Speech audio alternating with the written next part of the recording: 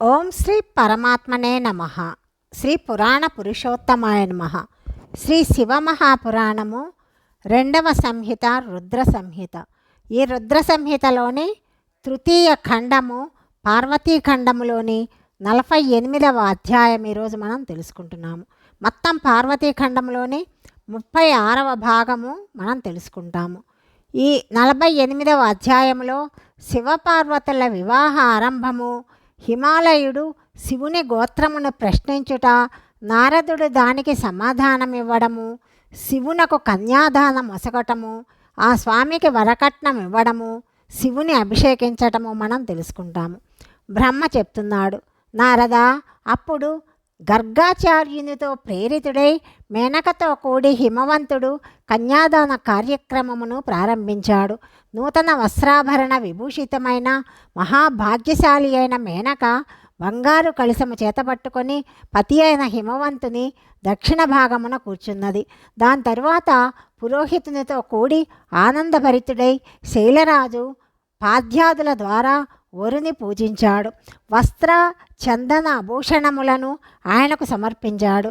దీని తరువాత హిమాచలుడు బ్రాహ్మణులతో చెప్పాడు, మీరు తిథ్యాదులను కీర్తనపూర్వకముగా నిర్ణయింపండి, కన్యాదాన సంకల్పవాక్య ప్రయోగమును చెప్పండి. దానికిప్పుడు అవసరము కలిగింది. వారందరూ కూడా శ్రేష్ఠులైన ద్విజులు, కాలజ్ఞానమును ఎరిగినవారు కాబట్టి తదాస్తు అని పలికి వారందరూ కూడా ఎంతో సంతోషముతో తిథి మొదలగు వాటిని కీర్తన చేయసాగారు. తరువాత సుందర లీల చేయు పరమేశ్వరుడైన శంభుని ద్వారా తన మనస్సులో ప్రేరితుడై హిమాలయుడు ఆనందముతో నవ్వి ఇలా అడుగుతున్నాడు, శంభో, మీరు మీ గోత్రమును చెప్పండి, ప్రవర, కులము, నామము, వేదము, శాఖను ప్రతిపాదింపండి, సమయమును వ్యర్థము చెయ్యకండి. హిమాచలుని మాట విని పరమేశ్వరుడు సమాధానం ఇవ్వడానికి సుముఖుడై కూడా విముఖతను ప్రదర్శించాడు. ఆలోచించవలసిన విషయము కానప్పటికీ ఆ స్వామి ఆలోచనలో పడ్డాడు. భగవంతుడైన శివుని నోటి నుండి సమాధానము రాకుండుట దేవతలు, మునులు, గంధర్వులు, యక్షులు, సిద్ధులు గమనించారు. నారద, దానిని చూసి నీవు నవ్వసాగావు. మహేశ్వరుని మనసులో ధ్యానించి గిరిరాజుతో ఇలా అంటున్నావు. నారదుడు చెప్తున్నాడు, పర్వతరాజా, నీవు మూర్ఘుడవు, నీవేమీ ఎరుగవు. మహేశ్వరునితో ఏమి చెప్పాలి, ఏమి చెప్పకూడదో తెలియని వాడివి. నిజమునకు నీవు బహిర్ముఖుడవు, అంటే బాహ్య దృష్టియే కానీ అంతరిక దృష్టి లేనివాడివి. నీవు సాక్షాత్తు ఆ ప్రభువు గోత్రమును అడిగావు, చెప్పమని ఆ స్వామిని ప్రేరేపించావు. నీ ఈ మాట అత్యంత అపహాస్యకరమైనది. పర్వతరాజా, ఈ ప్రభువు కులగోత్రములను, నామములను విష్ణు బ్రహ్మాదులు కూడా ఎరుగరు. ఇక ఇతరుల విషయము చెప్పనేలా? శైలరాజా, ఆ స్వామి ఒక్క దినమునకు కోట్ల కొలది బ్రహ్మలు లయమవుతుంటారు. అట్టి భగవంతుడైన శంకరుని నేడు పార్వతి తపోబలము చేత ప్రత్యక్షముగా నీవు చూడగలిగావు. ఈ స్వామికి రూపమేదీ లేదు, ప్రకృతికి అతీతుడు, పరబ్రహ్మ పరమాత్ముడు, నిరాకారుడు, నిర్వికారుడు, మాయాధీనుడు, గోత్ర కులనామరహితుడు, స్వతంత్ర పరమేశ్వరుడు, తన భక్తుల ఎడల ఎంతో దయకలవాడు. భక్తుల కోరిక మేరకు ఆ స్వామి సగుణుడుగను నిర్గుణుడుగను భాసిల్లుతాడు. నిరాకారుడై కూడా చక్కటి శరీరమును ధరిస్తాడు. పేరు లేని వాడై కూడా అనేక నామములు ధరిస్తాడు. ఆ స్వామి గోత్రహీనుడై కూడా ఉత్తమ గోత్రము కలవాడవుతాడు. కులహీనుడై కూడా కులీనుడవుతాడు. పార్వతి యొక్క తపస్సు చేతనే ఈరోజు ఈ ప్రభువు నీకు అల్లుడయ్యాడు. ఇందులో సంశయమేదీ లేదు. లీలావిహారి అయిన పరమేశ్వరుడు ఈ జగత్తునంతా మోహమున పడవేస్తాడు. ఎవరంత ధీమతులైనా భగవంతుడకు శివుని తెలుసుకోలేరు. బ్రహ్మ చెప్తున్నాడు, మునేంద్ర, ఈ విధముగా చెప్పి శివుని ఇచ్ఛతోటి కార్యములను చేయు జ్ఞానివి, తపస్వివి, దేవర్షివైన నీవు శైలరాజుకు నీ మాటలతో సంతోషమును కూర్చుతూ ఇలా పలికావు. నారదుడు చెప్తున్నాడు, శివాకు జన్మనసగిన మహాశైల, నా మాట విను. విని నీ కుమార్తెను శంకరుని చేతులలో పెట్టుము. లీలగా రూపమును ధరించు సగుణ మహేశ్వరుని గోత్రము కులము కేవలము నాదమే. ఈ విషయమును బాగా తెలుసుకో. శివుడు నాదమయుడు. ఇది సర్వదా సత్యము. నాదము శివుడు. ఈ రెండింటిలో భేదమే లేదు. శైలేంద్ర, సృష్టి సమయమున మొదట లీలగా సగుణ రూపమును ధరించు శివుని నుండి నాదమే ప్రకటితమయ్యింది. కాబట్టి ఆ స్వామి అందరికంటే శ్రేష్ఠుడు.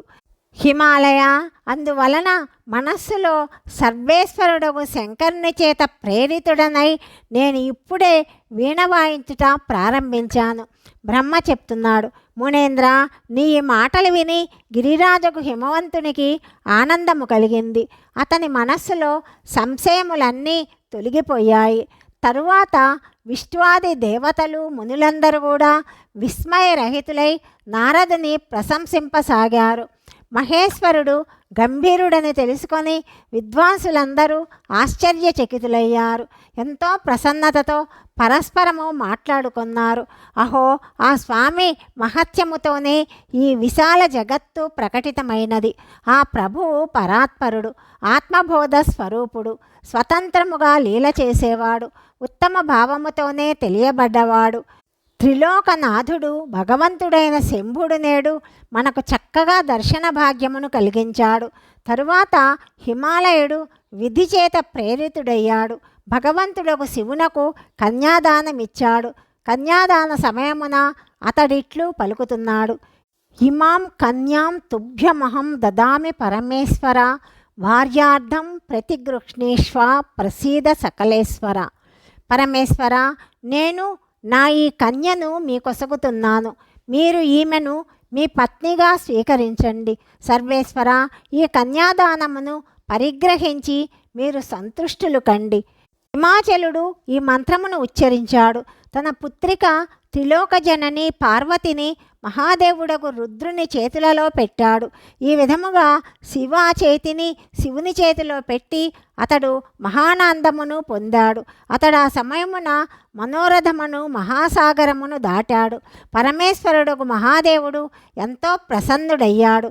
వేద మంత్రోచ్చారణముతో గిరిజాదేవి ప్రశస్త హస్తమును తన కర కమలములతో గ్రహించాడు. మునేంద్ర, లోకాచార అవసరమును ప్రదర్శిస్తూ భగవంతుడైన శంకరుడు పృథివిని స్మరించుతూ కోదాత్ అనే మొదలైన కామసంబంధ మంత్రమును ఉచ్చరించాడు. అప్పుడక్కడ అన్ని వైపులా మహోత్సవములు జరుగుతున్నాయి. పృథివి మీద, అంతరిక్షము మీద, స్వర్గమునందు కూడా జయ జయ శబ్దములు ప్రతిధ్వనిస్తున్నాయి. సకల జనులు అధిక హర్షముతో సాధువాదములు చెయ్యసాగారు. నమస్కరింప మొదలెట్టారు. గంధర్వగణములు ప్రేమతో గానము చేస్తున్నారు. అప్సరలు నృత్యము చేస్తున్నారు. హిమాలయ నగర ప్రజలు కూడా తమ మనస్సులలో పరమానందమును పొందుతున్నారు. గొప్ప ఉత్సవముతో కూడా పరమ మంగళ సూచకమైన పనులు చేస్తున్నారు. నేనును, విష్ణువు, ఇంద్రుడు, దేవగణములు, సకల మునులు మహానంద భరితులమైనాము. మా అందరి ముఖారి విందములు ప్రసన్నతతో వెలుగొందుతున్నాయి. తరువాత శైలరాజుకు హిమాచలుడు ఎంతో ప్రసన్నుడై శివునకు యథోచితముగా తన కన్యను ప్రదానము చేశాడు. దాని తరువాత అతని బంధువులు భక్తిపూర్వకముగా పార్వతిని పూజించారు. విధి విధానముగా భగవంతుడైన శివునకు నానా విధములైన ఉత్తమ ద్రవ్యములను సమర్పించారు.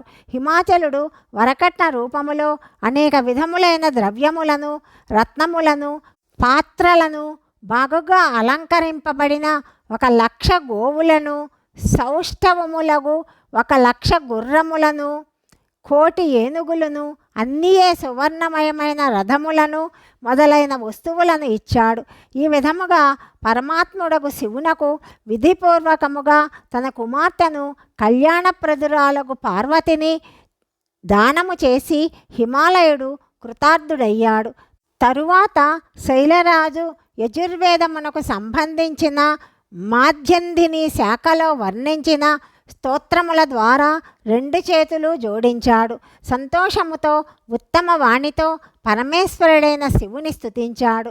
తరువాత వేదవేత్తయగు హిమాచలుని ఆదేశానుసారము మునులు ఎంతో ఉత్సాహముతో శివుని శిరస్సున అభిషేకించారు. మహాదేవుని నామము ఉచ్చరిస్తూ ఆ అభిషేక విధానము పూర్తి చేశారు. మునేంద్ర, అప్పుడు ఎంతో ఆనందముతో మహా ఉత్సవములు జరుపుకుంటున్నారని బ్రహ్మదేవుడు నారదునితో చెప్పాడని సౌనకాది మునులకు సూత మహర్షి చెప్పాడు. అధ్యాయము 48 సమాప్తము. 49, 50, 51వ అధ్యాయాల గురించి తదుపరి భాగంలో తెలుసుకుందాం. సర్వం శ్రీ పరమేశ్వరార్పణమస్తు.